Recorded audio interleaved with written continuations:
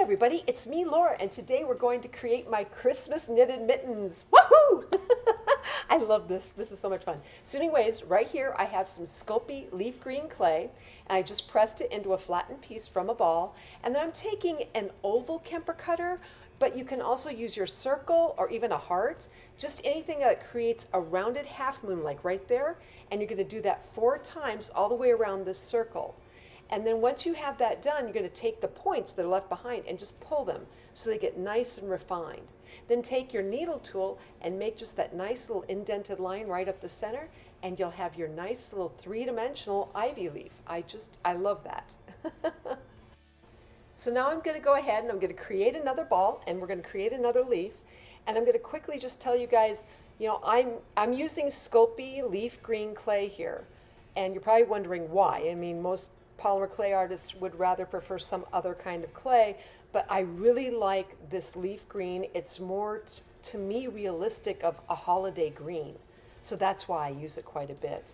And it's, I'm putting this on an ornament, so this ornament, it's not going to get handled that much anyway, so it doesn't matter to me when it comes to, how durable this thing is. It's not like it's jewelry.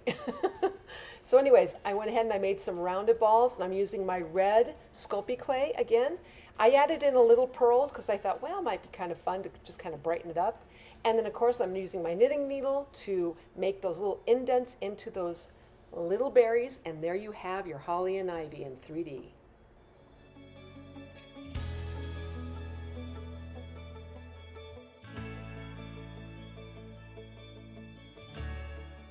Now you might notice that I go ahead and when I'm making these little ivy leaves, they're pretty small. They're right on the, the base of my finger there. And right here I just showed you, this is a Wilton cake top, frosting piece. It's a little circle piece. It's like a number 12. And I use this. This is what I used to have before I had Kemper cutters. I had that cake tip, and I loved it because it did so much for me, including creating these particular leaves. So if you don't have any kind of Kempers around, or they're hard to come by or whatever, go check out the cake aisle in your craft store. See if they have any of those little cake tips around. I love this particular one. I still use it. It's really hard for me to get away from. To me, it just works really, really good. So check that out.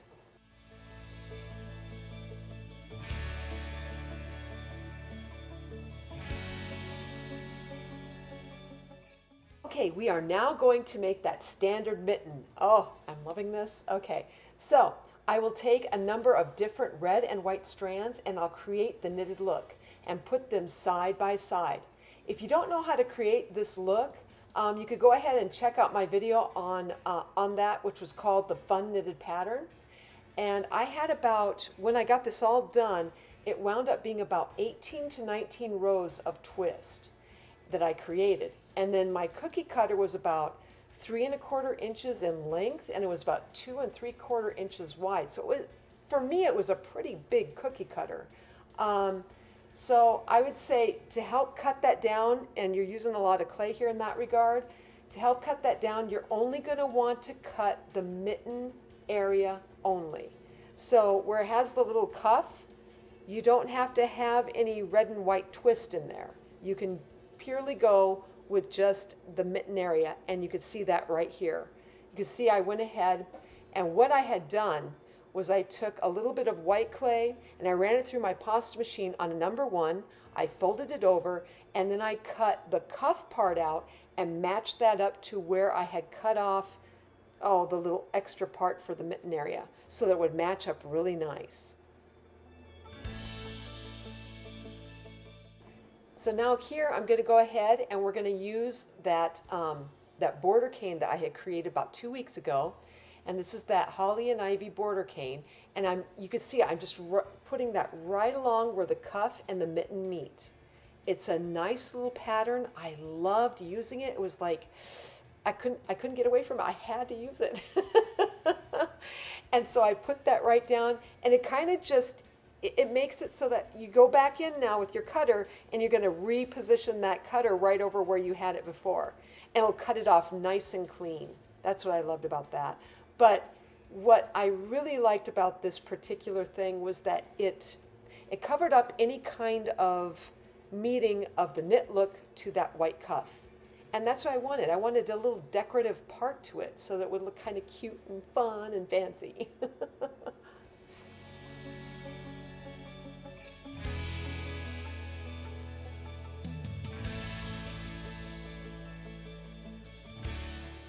All right, so now that I've taken up all the extras from around the mitten that I had already placed down and repositioned, we have our pretty much our almost finished piece. The only thing that's missing is going to be a little bit of black. Now in here you kind of see I have put a heart. I'm going to show you on the last part how to do that. But right here I am using some ribbon clay, and that's out of your Sculpey clay gun, and I'm just putting that right up against the mitten to kind of give it a nice border, a nice finished look. And just kind of poking it in between the thumb and the fingers and everywhere, all the way around. It gives a nice finished look. It looks like, okay, this is really, it gives it a definition. Remember, I always use my black as my line. So this gives you a definition of what the actual thing is. Not that you can't tell, but something fun.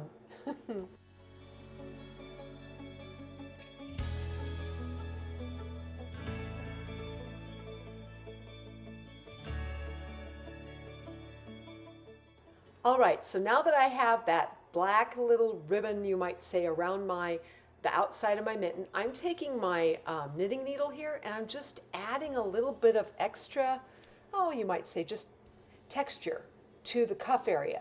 So I'm just doing a little bit of these little points, these little pock marks right along there. And to me, it's kind of nice. It's just another little added detail to make it look just a little bit more fun.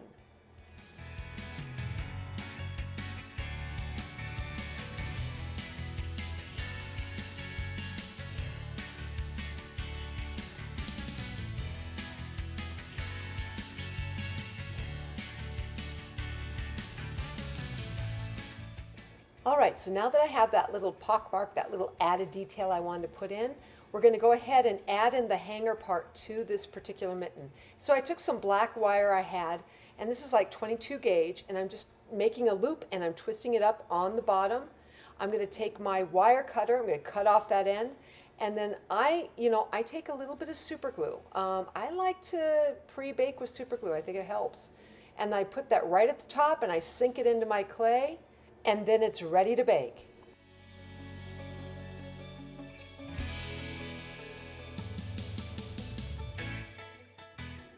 All right, so I wanted to go ahead and I'm going to show you the scrap knitted mittens. So you're going to be using any kind of scrap clay you have around. I had some scrap clay from the border cane I did a couple weeks ago. I thought, you know what, we could use some of this up and have some fun with this and create a nice scrap type mitten. So took that, I took some from the other, I had leftover, from the twisting, and so you just take all that and you just put it all together. So it's a lot of red, green, black, and white, and you get a lot of this sometimes. And I was like, oh wait, no, don't twist. It's like, yeah, untwist that. There you go, because you don't want all of that twisted up. Because what you're going to do is you're going to cut it like I did right here in sections. You're kind of splitting those apart, and then you're going to roll those into separate logs. You're going to twist them one way, and then you'll twist a few the other way so you can get that knit look. And these were pretty long. They were pretty big. So I was able to lengthen them out quite a bit.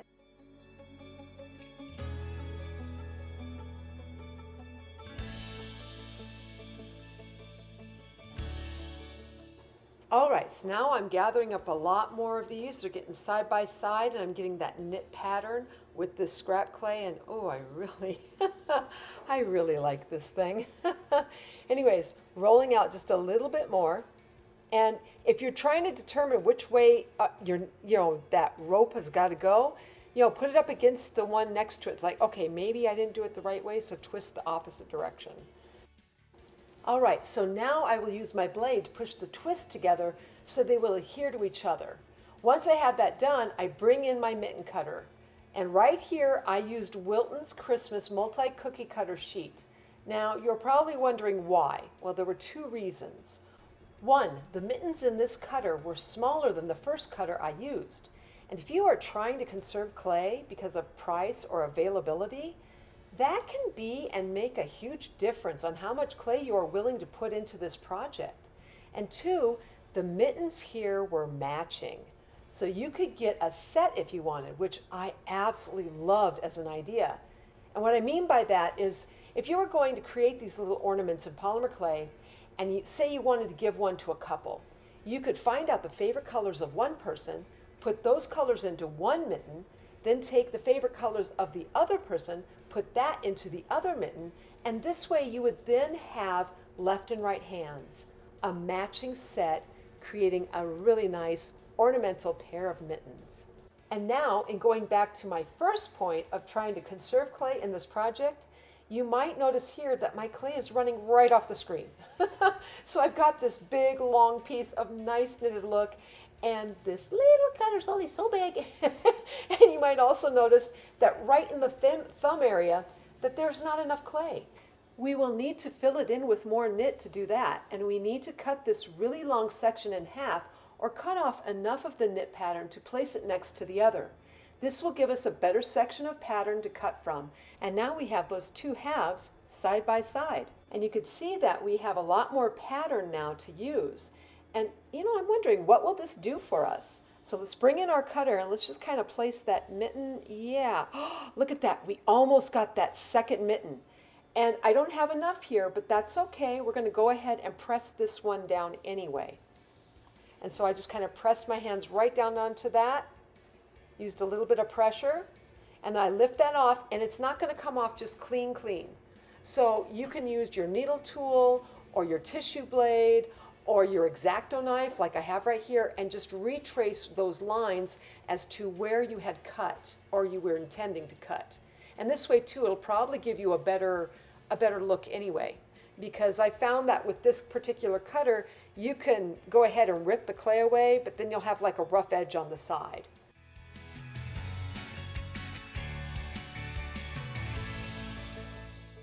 Now that I got most of that clay kind of taken away, that one mitten's needing a little bit more. So let's go ahead and take some of that extra knitted look that I've just got laying around here and add that onto the one end. And then now that I've got that, just kind of match it up where I had it. We're going to take the other mitten that I had already finished, lift that up off my surface, put that to the side, and then once I have that, go back in with the cutter and again recut that same other mitten, and then take up the extra or excess scrap clay, put it back in your scraps, and use your blade to lift off this mitten as well.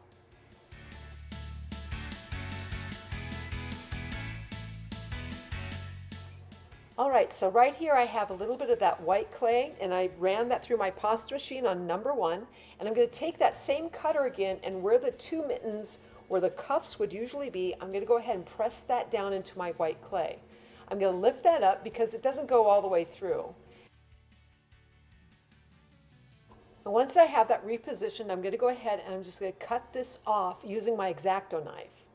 And if I have to, go back in, because you can see I ripped the clay away, no big deal, but I've got a lot of rough edges. So you're going to have to go back in with your X-Acto knife and kind of trim that up.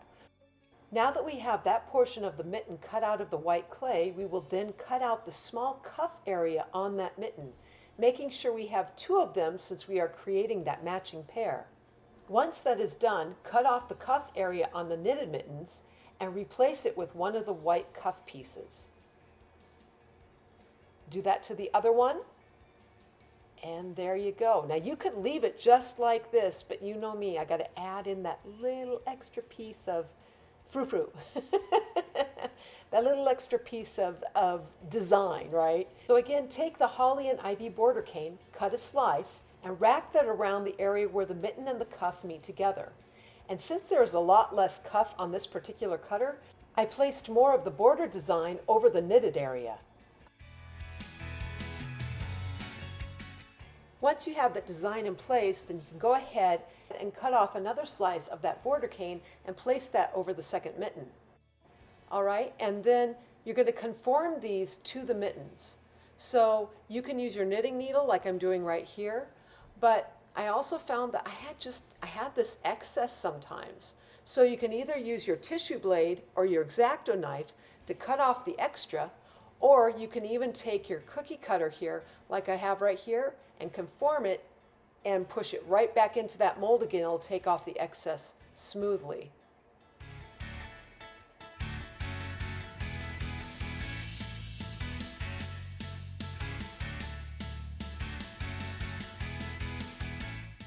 Once this is done, I want to go ahead and add in that little extra part. And I think I mentioned earlier how I want to do that middle section I'd show you. Well, in this case, I decided to use my square Kemper cutter, my large square Kemper cutter, instead of my heart. But it's the same concept. So what you're going to do, yeah, I was thinking about the heart, but just decided not to do it.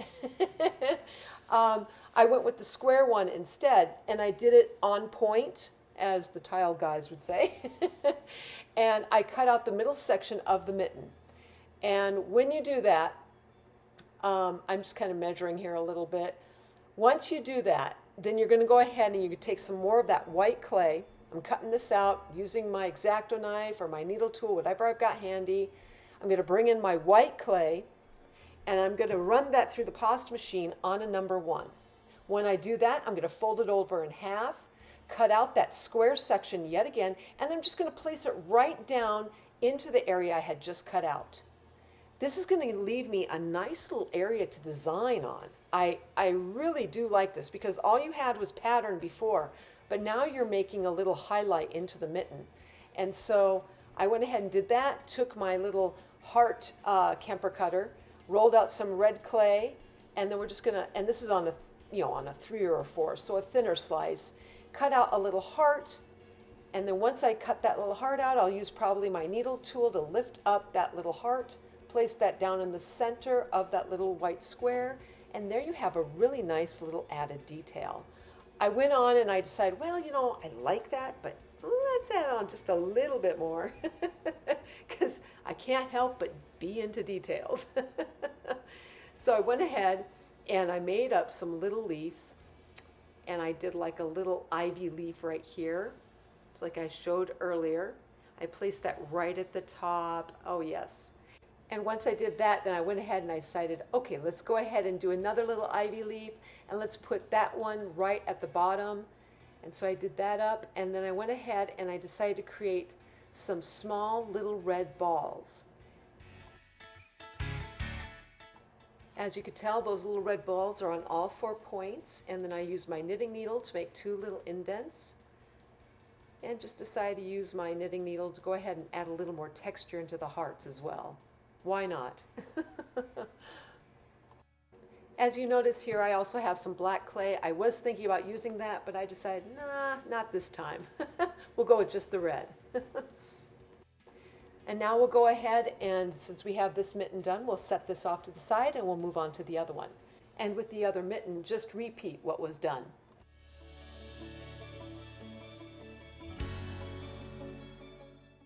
With both mittens finished up to this point, we are then going to place some of that ribbon clay that you can create using the Sculpey clay gun around each of the mittens. This will be giving the outside of the mitten that line or definition.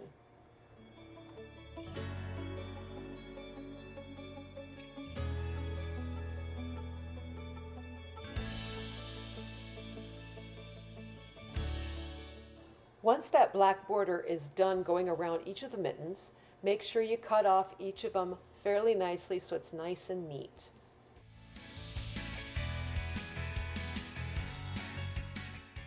Once that's done, then you can go ahead and create some small little red balls and place them at the top of the mittens. Once you have those in place, I took some black wire yet again, cut it in half, and then I made a loop and then twisted up those little loops. Once I twisted up those little loops, I used my wire cutter, cut off the excess, used a little bit of super glue because it's going to go right in there, and put that right on the ball, just kind of connect it in. And I know this is still not baked, but that's okay. And then I just sunk it right into the mitten. I did the same with the other side. And once that's done, you can go ahead and bake it. And then after it's cooled off from the baking process, if you wish to have a really nice backside to these mittens, I would take, it could be any color, but I use black. I'll put a black sheet down and then I'll take a little bit of super glue, put that on the back of each of these mittens, and then go ahead and place that down on the clay and then cut that out to conform to the mitten itself. So the last part to this whole thing is really just going back in after you've done all the baking and everything and taking I'd say pointed backed rhinestones. And that's what I used here, and just gluing them into the little indented areas on the berries. And it just gives it just a little bit of bling that you can enjoy on your Christmas tree. So these are the mittens I created during this video. Please use them for study and reference. And if you liked this video, please like, subscribe, and leave me a comment. I'd always like to know what you guys are thinking. And as always, I'm sending out my biggest hugs to each of you, and I hope you have not only a fantastic day, but that you have a very happy holiday season as well.